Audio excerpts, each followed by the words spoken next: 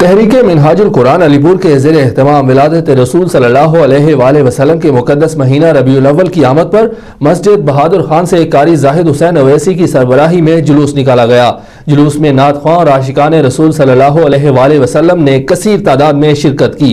مزید بتا رہے ہیں بخت علی۔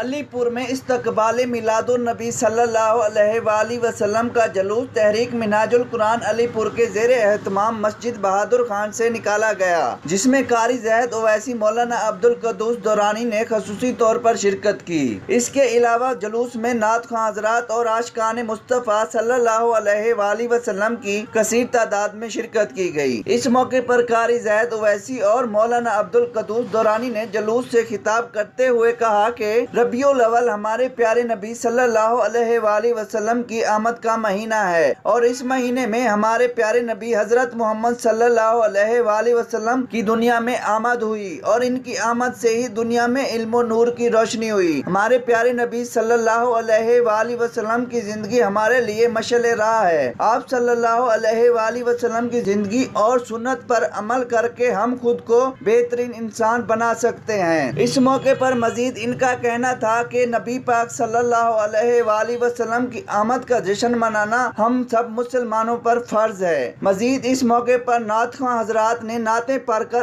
عاشقان مصطفیٰ صلی اللہ علیہ وآلہ وسلم کو سرور پہنچایا۔ جلوس اپنے روایتی راستوں اقبال چوک، شاہ فیصل چوک، خیرپور چوک سے ہوتا ہوا جتوئی چوک پر اختتام پذیر ہوا۔ اس موقع پر سیکورٹی کے فول پروف انتظامات کیے گئے، جس کی نگرانی ایس ایچ او تھانہ سٹی علی عمران خود کر رہے تھے۔ کیمرہ ٹیم کے ساتھ ملک بخت علی، سٹی نیوز علی پور۔